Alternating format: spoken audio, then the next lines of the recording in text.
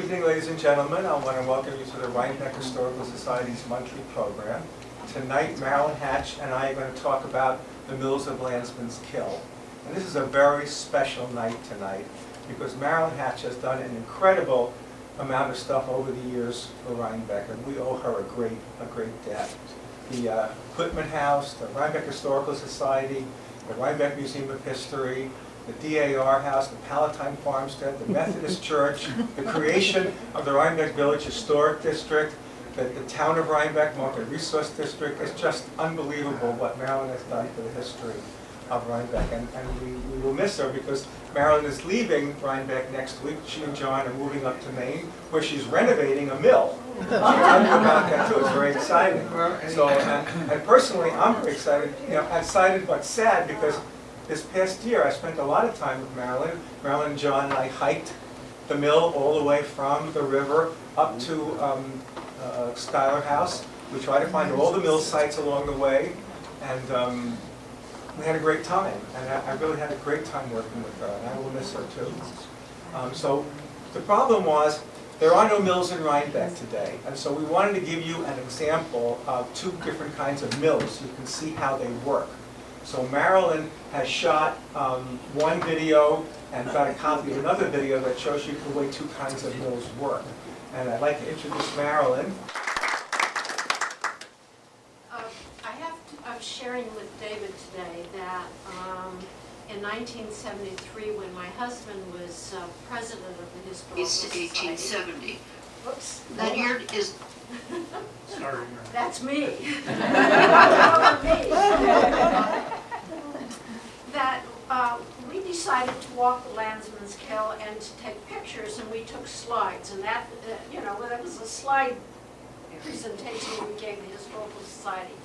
Little did I know that within 2 years, we were going to be involved in a restoration of a sawmill up in Maine. And that over the last 30 years, maybe close to 40, we've been doing a restoration of this sawmill. And we've traveled all over to find sawmills and to find and to visit grist mills. And so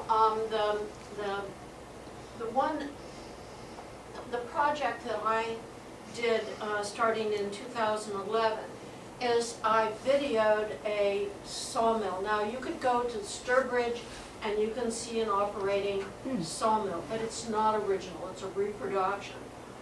There are only a handful of original sawmills still in existence in the U.S., of which 3 of them are operable. So that it's very rare that unless you know where one is, that you'll find one. So this is at Ledyard, and go ahead and we'll start and.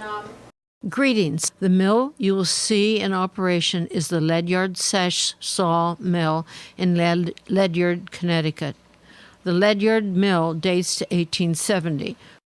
Ledyard is one of the 3 operational mills with original works remaining in the U.S. This is the pond gate, which when opened allows water to flow into the flume. The flume is a water box which holds the water until it is released through another gate known as the head gate to propel the water wheel, or in this case, the turbine. The spillway is only a portion of the granite dam, which extends to the mill itself. Cast iron water turbine. So it's a horizontal turbine. Then there's a vertical shaft that comes up with it to the top, that large bevel gear. And so the main shaft leads to the this cast iron flywheel. Tell me again about that. Yeah, so that belt goes to another set of bevel gears there that we can engage with a lever upstairs to reverse the carriage back after we've made a cut. Okay. And then one of the things I wanted to show you is you can actually see, the double row of pegs on the main shaft here. And you can see how those pegs fit into mortises on the bottom of the log carriage. And this is your, like a pitman arm. Yeah, so this is the pitman. Right. Which You is know, right on, and which is the right on the crank- flywheel. And the crank is attached right to the flywheel, yeah. Okay. So we've estimated the weight of this flywheel to be about 600 pounds. It's cast iron. These metal rods are attached to the fender posts. And then there's wooden bearings, or boxes they're sometimes called, at the four corners of the saw frame. And so those boxes ride on these rods. Sometimes they're called friction rods in David Craig's book.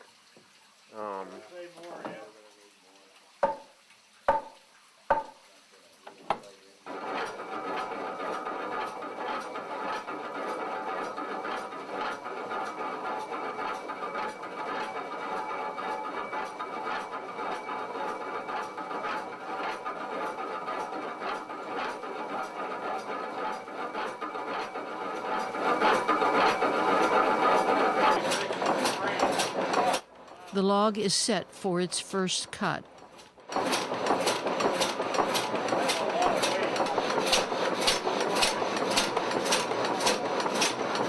This wheel is called the rag wheel or ratcheting wheel. It regulates the forward motion of the carriage by two feed poles which work in sync to push the ratchet on the wheel forward. The action of the feed poles on the rag wheel is controlled by a lever system, which begins at its attachment on top of the sash frame and is activated as the saw travels up, then down. The head gate is opened by turning this wheel.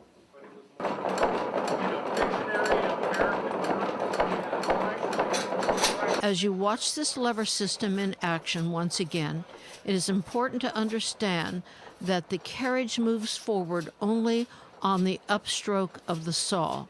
The saw is set at a slight angle to allow the carriage to move forward into the blade, then the cut is made on the downstroke.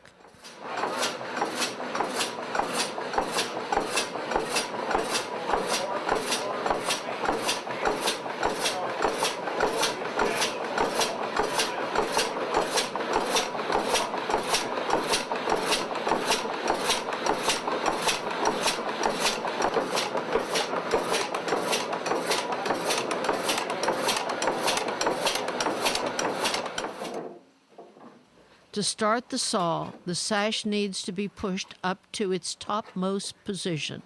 This brings the pitman arm, crank, and flywheel to its uppermost position. When released, the centrifugal force of the flywheel continues the up and down motion until the water to the turbine is turned off.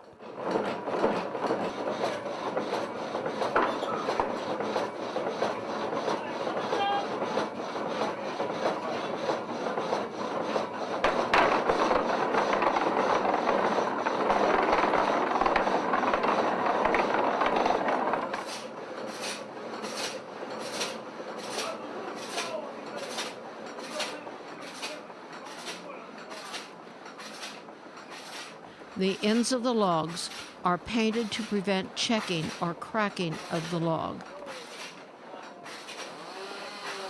Originally, to prevent checking, logs were stored in a mill pond to keep them wet.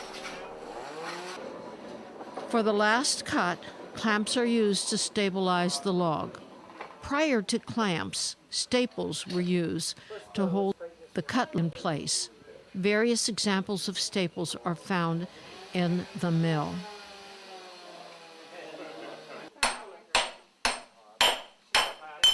A wedge is used to split the cut lumber from the end of the log. Because of the iron dogs used to hold the log in place, the log cannot be cut completely through.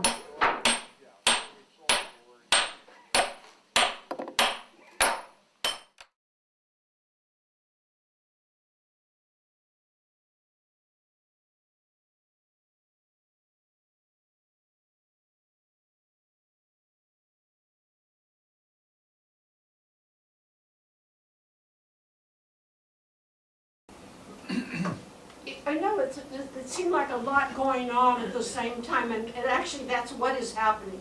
There's a lot going on with the saw blade going up, the carriage moving forward, the sash saw coming down, with the saw blade coming down. And so it's all synchronized, and it's all happening at the same time. You realize that these mills were invented very early on in the 17th century. So when you think about the technology back there and how somebody figured out how this would all synchronize to end up cutting a piece of wood. And I brought some samples from our mill up in Maine. This is called a stub shot, okay? And in the back of it, afterwards you can come up and take a look at it. You saw the clamps that clamped onto the back of the log? Well, you can see that these are the holes here, the grooves that clamp made. Well, now, if the saw blade goes clear through the log, it's going to dull the saw blade. And anybody who has a saw and you hit a piece of iron, you know what it does to a saw blade. So what you're seeing here is that this is where the saw blade runs. This is the log, okay? And each log is then moved over gradually, approximately 1 inch. Not unless it's a wider dimensional board, and then it's moved over, what, 2 inches. Or this is a piece of flooring. You can see that it's cut, but you can see how wide it is, and you can see the saw marks on this board. One thing that is very important, how many of you men use a handsaw? A few of you, right. And you hold it up and down like this, or you cut at an angle? Okay, you cut at an angle. And when you bring the saw blade up, the sawdust is falling away.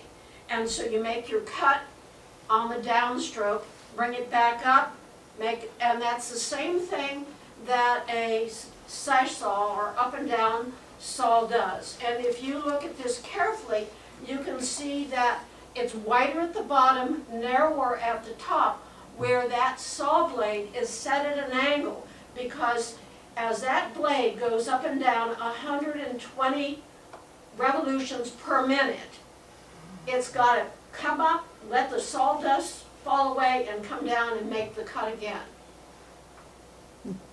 Got it? Okay. And this is attached to a carriage. Now that rag wheel and those little paws that come, they work in sync to keep the rag wheel from sliding back. So the back one is holding it still while the front one is coming loose and pushing the carriage forward. And every time the saw blade comes up or the sash comes up, it's pushing that carriage forward. And what the fellow in the beginning was showing you is how that shaft that's attached to the rag wheel is attached, then has a tongue and groove action, where there's a groove in the carriage, and as this wheel goes around, it's coming in and moving the carriage forward. Again, 120, whatever, half inch, quarter of inch, whatever it is, or even an eighth of an inch forward. So that everything is moving in sync. Okay. You saw at the very end that the wood was being split, and this piece I do want to show you. Do you see how this was split? So when you're in your old home in Rhinebeck, New York, and you go up in the attic and you see something like this, you know that that was cut by a sash saw.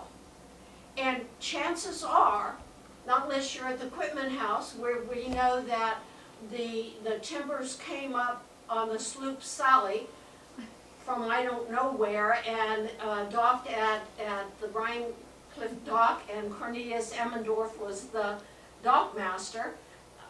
Most of the wood that was used locally came from General Montgomery's mill that is at the confluence of the Rhinebeck Kill and the Landsman's Kill, and we'll show you that later. This is a board, a floorboard, and I want you to notice that the saw cuts are not straight up and down. That's what I always thought first, up and down, the saw went up and down, but it's at an angle, and as it's being cut, you can see and follow that angle on the board, and you can come up later and take a look at that. Any questions? If not, we'll go on to yes. Is there one particular inventor of the whole mill?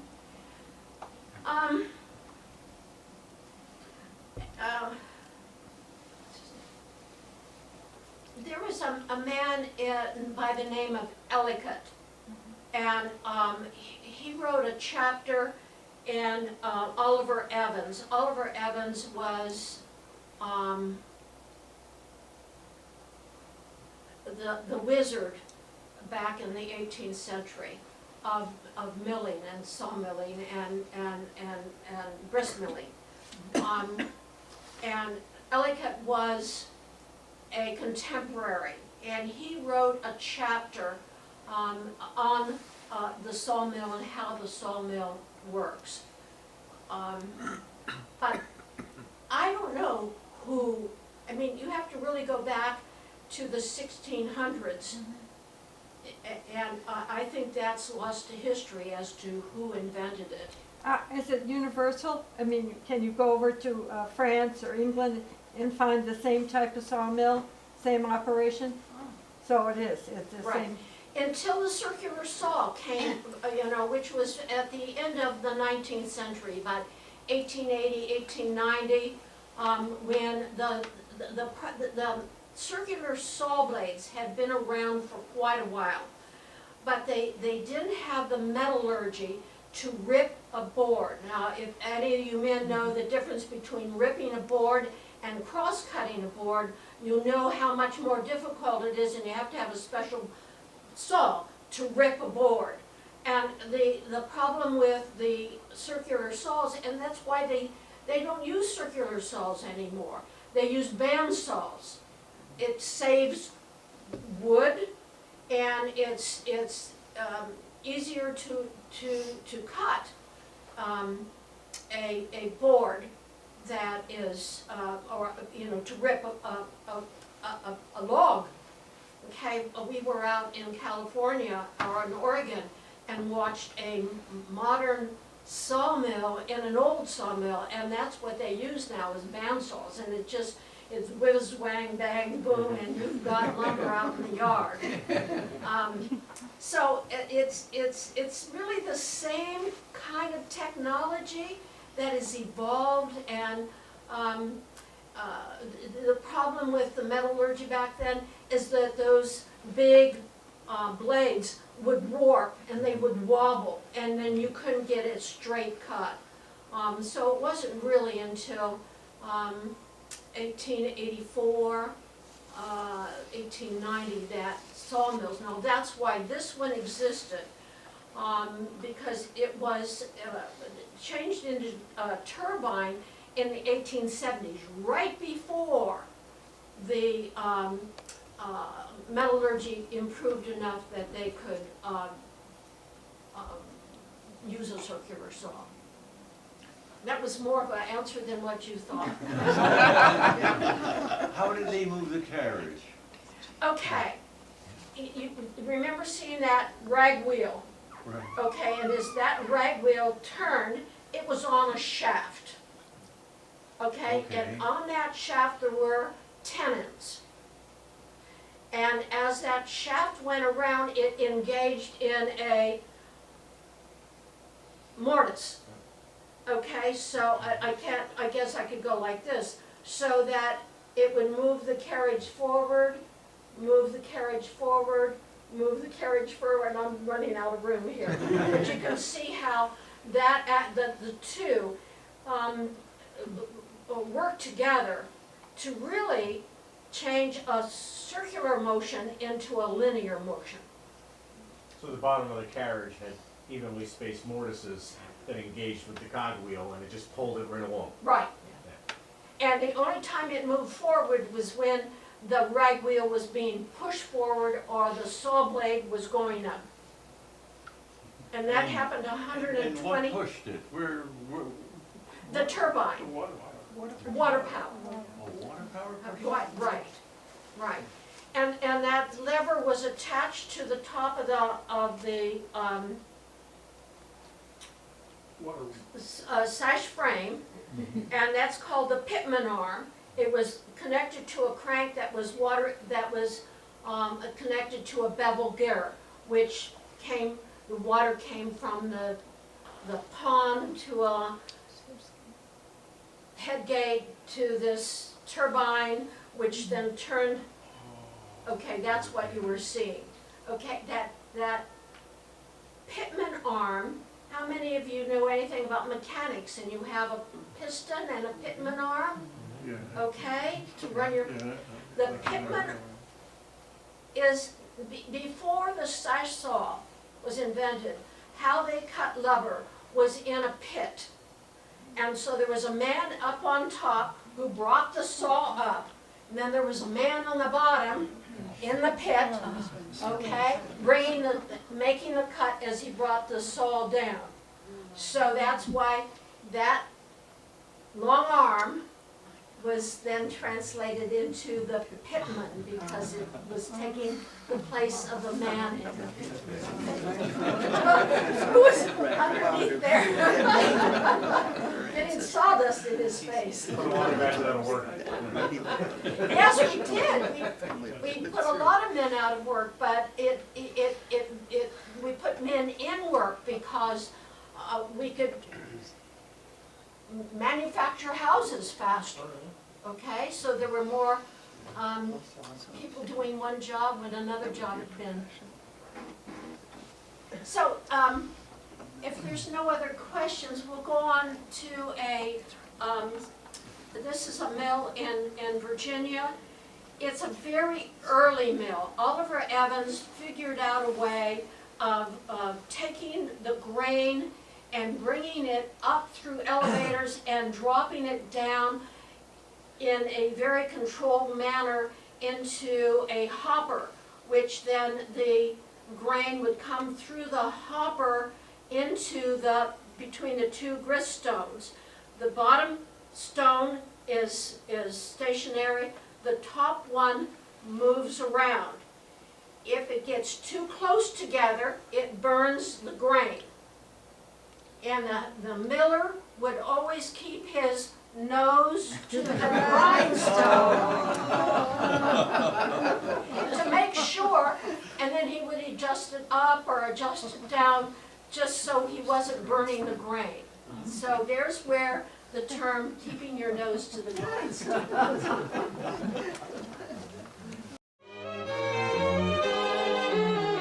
These men harnessed their considerable mental and physical abilities to the energy of the water to build and operate one of the greatest merchant mills in Virginia,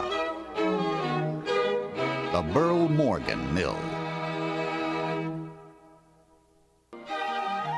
There were already many small grist mills in the valley producing flour and meal for local consumption.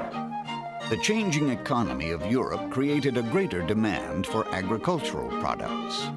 Burl had the land and means necessary for growing wheat and corn on a large scale.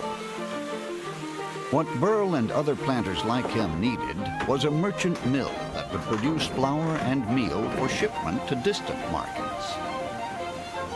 Burl needed a partner to build and operate the mill for him.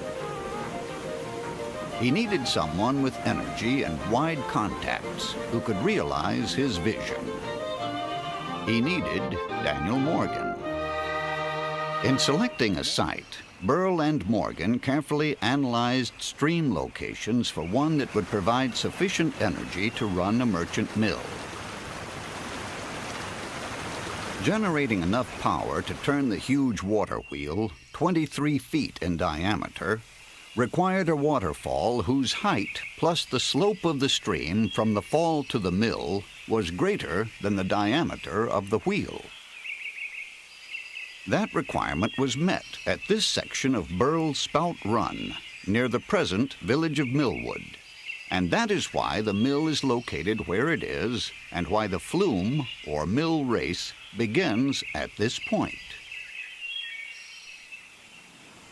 The water in this flume comes from a stream called Burl's Spout Run, which is fed by 6 big limestone springs, one of which rises close to the house called Saratoga. At the proper speed of the wheel, which is 6 revolutions a minute, we develop 27.5 horsepower. This is adequate to operate both the cornstone and the wheatstone at the same time. Between 1782 and 1785, the Hessians, and perhaps some of Burl's slaves, built the Millwood Mill.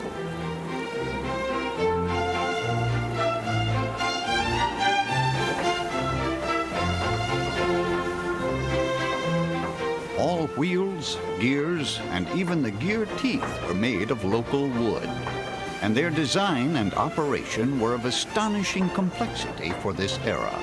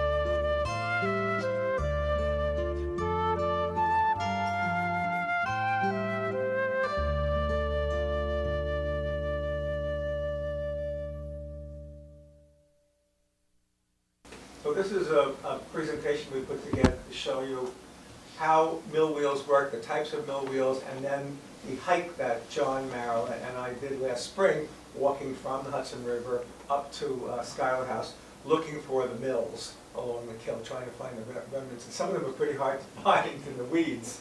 It was a challenge. We had a good time. We thought we would start with an introduction of the different kinds of wheels. This is an undershot. We're going to show you a carding mill, and we'll talk about that, but the water comes and hits the paddles and moves the wheel in this rotation.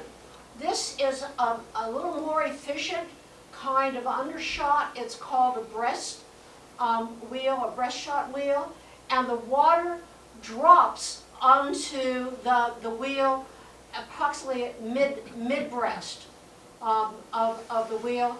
The force of this brings this down and around and empties, the water empties and flows away. This is the kind of wheel that you would find in a sawmill. And then this is an overshot. You can see that the wheel rotates differently, and this is the kind of wheel that you saw in that last video. What you need to operate the grist mill is a constant source of power. It doesn't stop and it doesn't go, but it just continues as long as the feed is being dropped down into the stones. And so that's why the preferred for a grist mill is an overshot. Doesn't mean that that's what it is 100% of the time, but that's the basic. This is a breast wheel in Kirtland, Ohio.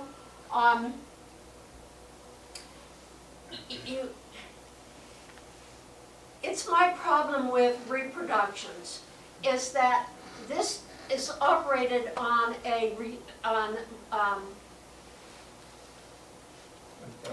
motor. well, no, it's the water operates it, but it's recycled water. It goes into a pond, it's pumped back up, and it's recycled. And there was not, because really on a breast wheel, you need to have that down pressure hitting the paddle, making the paddle go around, so it goes 120 rotations a minute. So you need a fairly steep slope Yes. to put a breast wheel into. You want that force. Yeah, 6 feet is the minimum. This, with recycling the water, it really could not operate the mill. This is near below Cleveland, okay? And it was a stop of the Mormons. This was a village that was constructed by the Mormons. They were being persecuted in New York, and so they moved to Ohio. Persecution didn't stop there. And the reason why they built their own mill out there is because the sawmiller sold the lumber to build their village at twice the market value, okay? So they decided to build their own. And the engineer who created this wasn't as clever as those early Mormons were. This is an interesting mill. This is in Spring Mill, Indiana. It's really you wonder why a mill was built in that location. But it was because of the ready supply of water. You can see this very long sluice, and probably the wheel was more than 23 feet, but it had that kind of drop. The water came from a spring out of a cave, and it was consistent. Summer, winter, spring, and fall it was constant. You can see that it hit, this is the grist mill. You can see that it hit the overshot wheel. However, there's a tube here that came down. This is the sawmill, and it's what hit that drop is what hit that paddle wheel. I call it a paddle wheel. It's called actually a flutter wheel. Flutter wheel looks like a paddle wheel if you've ever been on a paddle boat. And it's nothing more than just fins that it hits and turns away, because it needed that space for the water to get out as fast as it could, because it was that striking of the paddle that turned the wheel fast enough. Of course, in the fall, they would be grinding their wheat. In the summer, in the spring, they would be cutting their wood. Now, what they did is they made a raft that they would then send down to the Ohio River, and on that raft was their flour, okay, that they were taking to market. The guys would float their raft downstream. There was wonderful hardwoods here, so that raft was made of good, fresh hardwood that was very marketable. Once they got down to their destination, Ohio River, Mississippi River, and on down to wherever their destination was, they sold the raft, tore the raft apart. Somebody who was looking for the lumber would buy the raft. They would buy a horse and bring the horse back up. Okay. This is, the slide here. It's an early map of Rhinebeck, before 1812, when Rhinebeck was Rhinebeck and Red Hook. And I highlighted with red the Saw Kill and the Landsman's Kill, and it was these two kills that provided the water power for nearly 24 mills, and it was that water power that drew industry to early Rhinebeck, as it did a lot of areas around New England, that made Rhinebeck get underway in terms of the water power. So we walk this one from here up to Schuyler House looking for the mill sites. And we try to highlight them. Okay. This was the Bigman Tillotson mill. Now, we found. Have you been down Mill Road and you look over the bridge, or you've gone by towards Vandenberg Cove and you've looked back and you've seen the drop? Well, this was the earliest mill, 1700. The millstone was found out towards the river.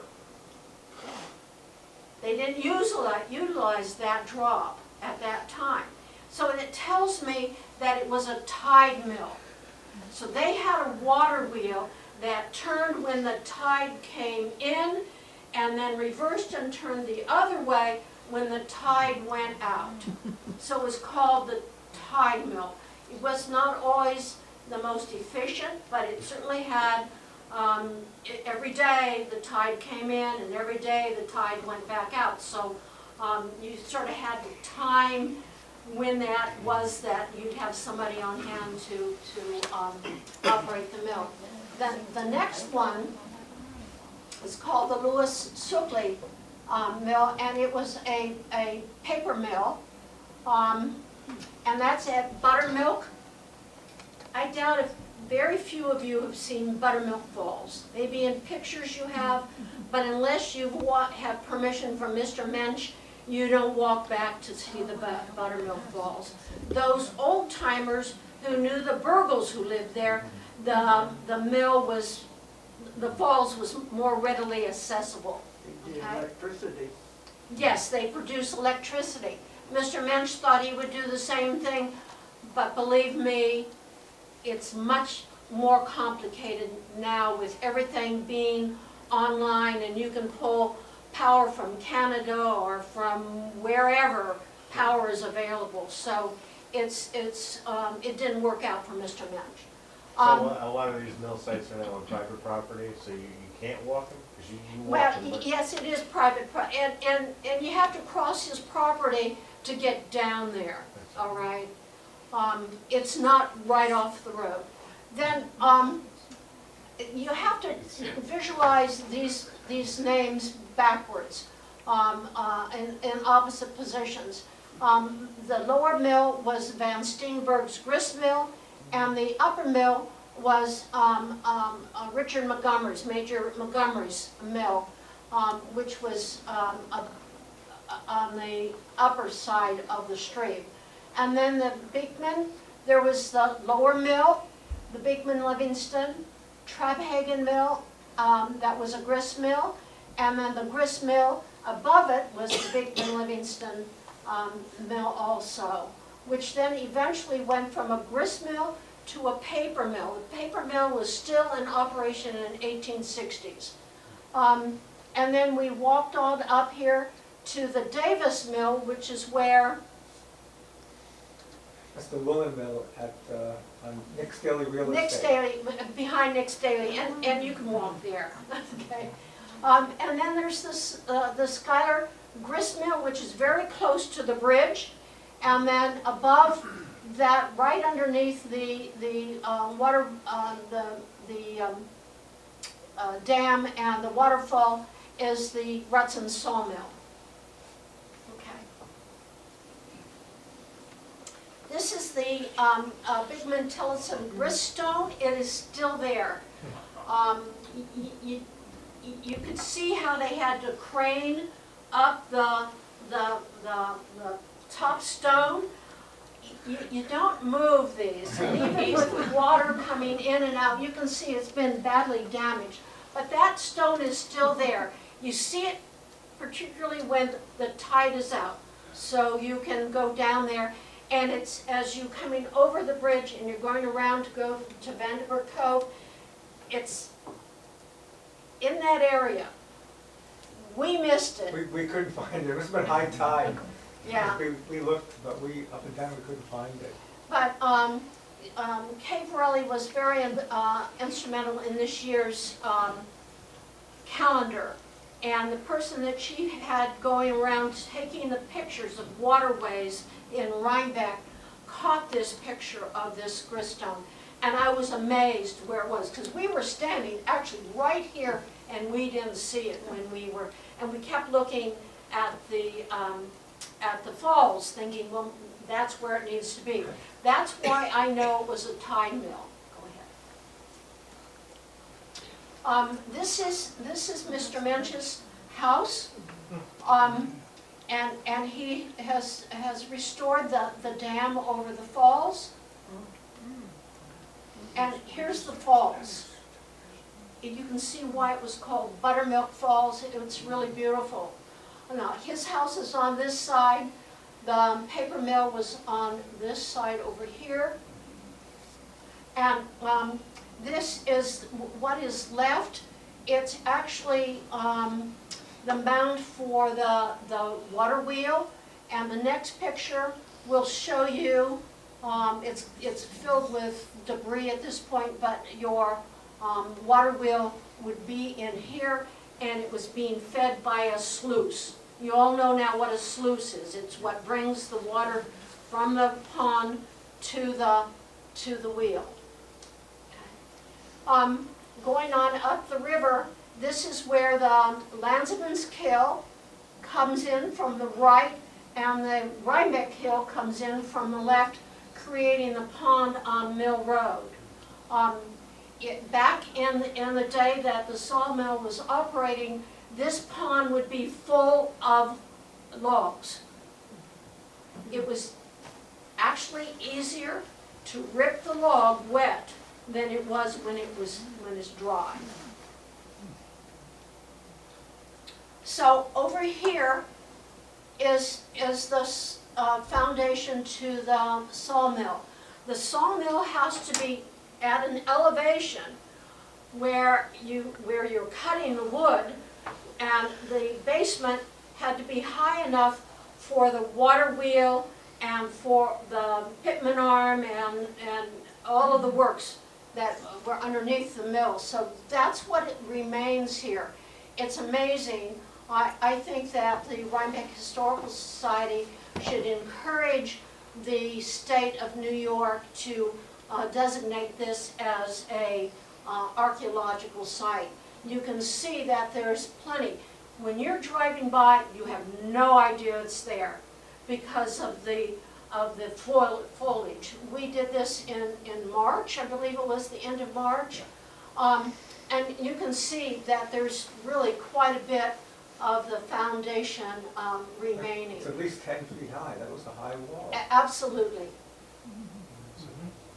Okay, this is the Van Steenberg's grist mill. It was a later mill. By that time, if you remember, General Montgomery was killed. I mean, he married Janet Livingston in 1773. He started his sawmill almost immediately before he laid the cornerstone to Grassmere. 1775, they were building Grassmere as he was marching to Quebec. December 31st, he was killed in the Battle of Quebec. So he only operated his sawmill for maybe a year. Janet continued the operation of that sawmill for a period of time, and I really don't know how long. But so you're coming over the bridge and you're heading down towards the river, and you can see the grist mill. It was right along the roadway where the farmers would bring their wagons. They would have a lift. It would lift the grain up to the top of the building. It would come through a series of I'm blocking word, but Shoots. chutes. Okay, thank you. You know better. Down to the wheel. And once it went through, it went back up another chute and over to another area where it was sifted and bagged as it came back down to the grade that it needed to be in, and it was in a shaker that the coarser grain would go one way and the finer grain would go another way, and it would end up down at the bottom where it could be then loaded onto the wagons and taken to market, or taken down to the river and sold up or down river. This is the remnants of this grist mill. We stood almost right on it, and I said, it should be right here, okay? And it took us to go across over to the sawmill to look back to see it. It's really quite overgrown. The highway is right there, and so these are just some of the rocks that remain. But I think the whole site really should be an archaeological site. So this is Bill Allen's property? Yes. Bill Allen lived across the street, and that's where Mr. Van Steenberg lived, was across the street in the miller's home. Okay. So this is the lower mill. This was a grist mill. And you can see, if you walk down the drive along the kill, you can see this formation of stone, probably to hold the overshot wheel. I'm not too sure how the grist stone got up here on the land, and it could be that the mill was over here. The wheel was next to the stream, fed by a sluice, and when the building was taken down or fallen down, the grist stone ended up here in at the edge of a drive that went down. Well, when the Astor home was expanding, putting an addition onto their building, that grist stone was in the way.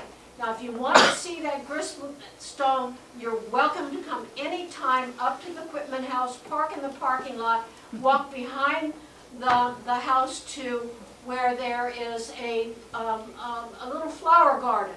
And the grist mill, or the griststone, is the centerpiece of that garden. So you can see that anytime you want to. And we forgot to take a picture of it. And,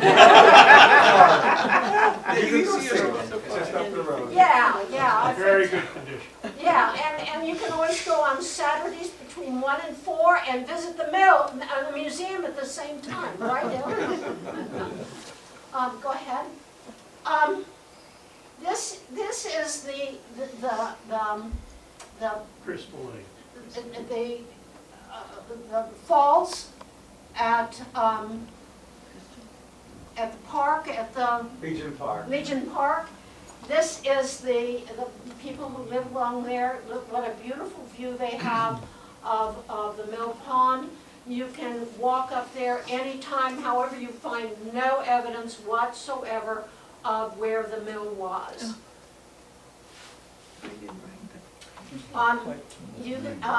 This is a picture of the stream. I assumed that this was where the paper mill was a grist mill, then a paper mill. And the next picture shows you the old Morris's history of the overshot wheel from looking towards Route 9, and this is the Groton Bridge.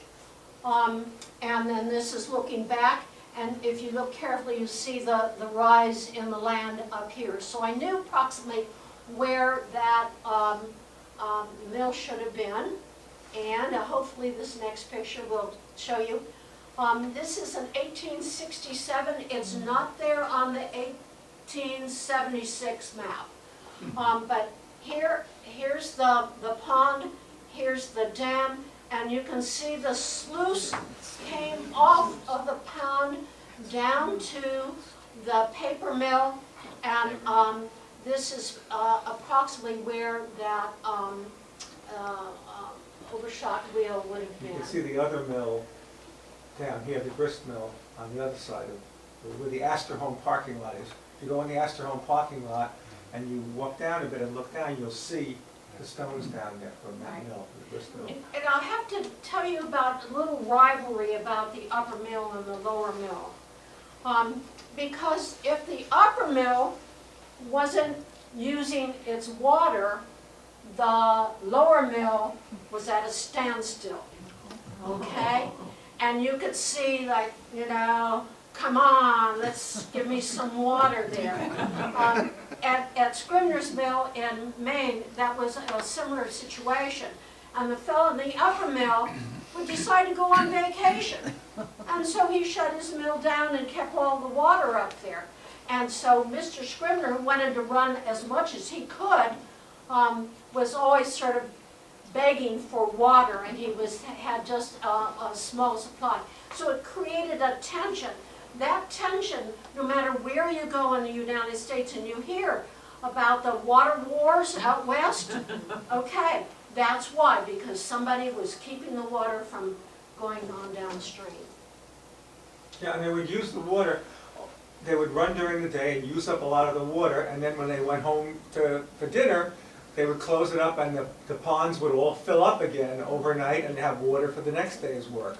So, Actually, you know, that was supper. They had dinner at noon. sorry.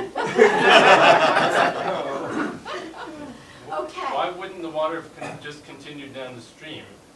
It looks like the upper mill is using it off a sluice. Right, but he was pulling the water.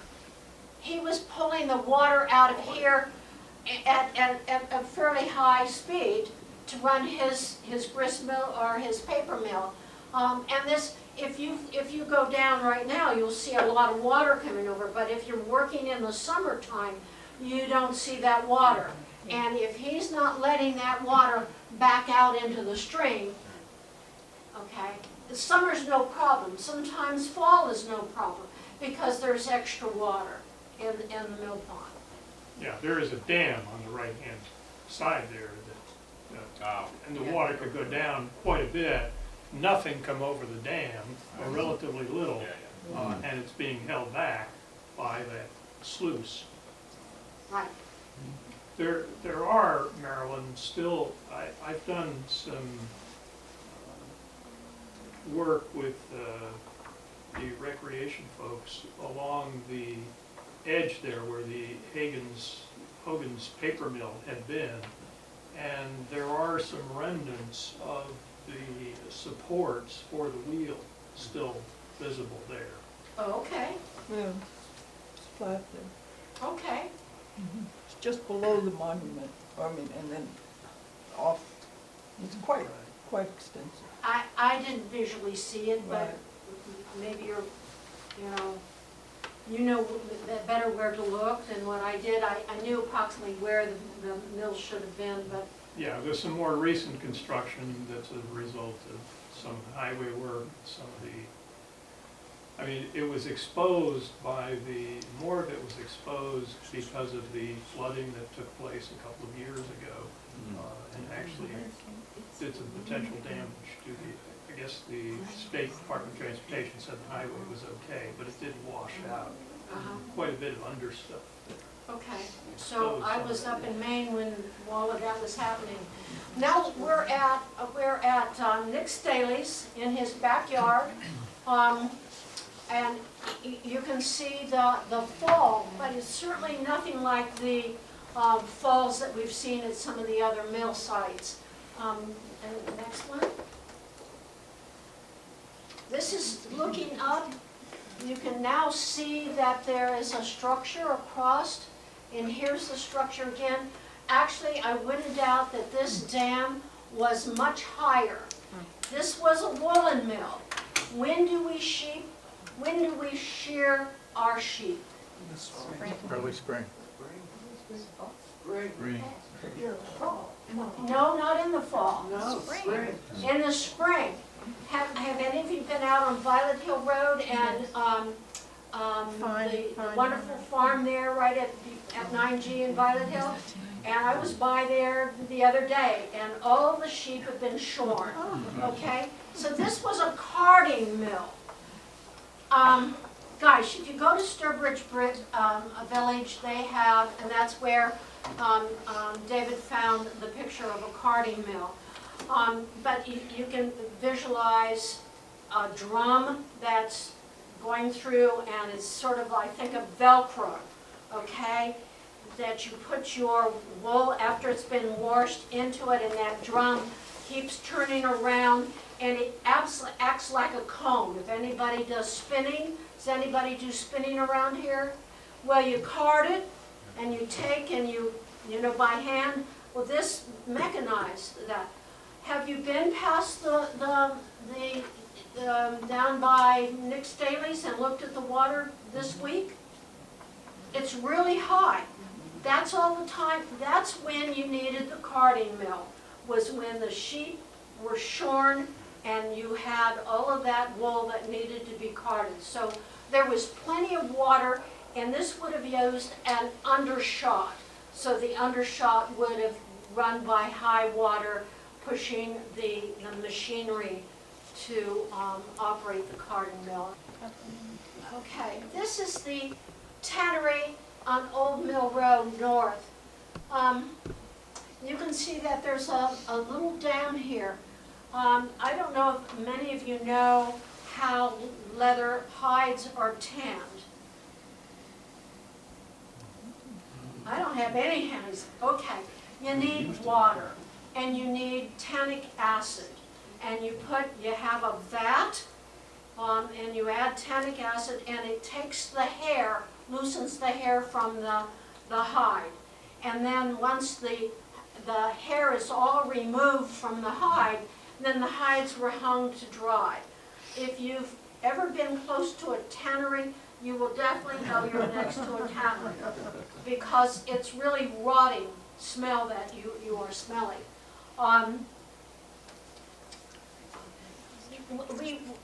There was this little place. Of course, this water would be, I don't know if you've walked, there's the old bridge there, but if you've walked in past there, the schoolhouse is up over here. But this is sort of a flat area, and it looked like there was a opening here, so when they flooded the stream, this would be filled with water, and that's where they would lay their hides. And tannic acid is bark from an oak tree. So they would put their bark in with their hides and take the hair off. The hair was then, nothing went to waste. The hair was then used to mix with mud for plaster. So you have in your old houses, if you haven't torn them out, you have the mud and horsehair plaster. There's this building from a postcard. That's the schoolhouse, which is a residence now. And here is the barns that we feel were where the hides were hung out to dry. This is the Schuyler. You can see where the bridge is. That's Miller Road Bridge. And this flat area over, That's a close-up of the last picture. it's a close-up of the last picture. Yeah. Yes, it is. It's the wrong picture, isn't it? Anyhow, down by the tannery, there was a similar notch, okay? This stream is very interesting because it's laid on both sides by stone. So I don't know if that was to keep the bank from eroding. I assume so. It could be any flat area where the grist mill was, close to the road, for access for the wagons to bring their grain. How many individuals would operate these types of mills? I mean, you mentioned sawmills had 18 and grist mills had 2, but like a tannery? Tannery probably had a lot more men. It was heavy, dirty work. Just to scrape the hides and to hang them up and. Would they live there on site, or would they sort of just come to work every day? Well, the house, the tannery, I assume, it's not how we see it today, but I assume that was the tanner's residence. So they lived, the people would walk to work. Okay. Okay, so it was a local help. They were locals and they came in every day. Right. Right. Yes. How did the paper mill work? What were they doing? Well, the paper mill is similar to your tannery. You use pulp, okay, from wood, and you add, again, if you've ever been in Rumford, Maine, or close to Portland, Westbrook, Maine, and you've been past their paper mill, you know it has a stench to it. We have a woman here who's shaking her head, and she knows very well. So there would be an acid that would break down that pulp, and then it would pass through roller mills, okay, rollers, to squeeze the water out and to compress the wood. So when you're buying a case of paper for your copier, okay, you're buying wood, okay, and that's why it's so heavy. It's sort of like you've got a chunk of wood with you. But it's a process using, again, chemicals to. So you'd be big sheets would be the product? Well, again, you had a pond where your wood was stored, and then your wood was chopped up, and then they had these big vats that they would put the pulp and the acid in it. That's what made the smell. And then when it became at a certain stage, then it would go through all of these rollers, these series of rollers, to compress the paper and to squeeze the water out of it. I believe it wasn't actually until the middle of the 19th century that it became practical to make paper out of wood pulp. Before that, it was generally rags. They made it rag. Yeah, that's why our early documents are so resilient, because they're made of rags, and you're right. Okay, this is the last mill site on the Landsman's Kill. It's the ruts and sawmill, pond and dam. This is the dam and the falls, and this is the beautiful pond that's behind it. It really maybe rivals a bit the Legion Park. Very much like Crystal Lake. Yeah, very much. And go ahead.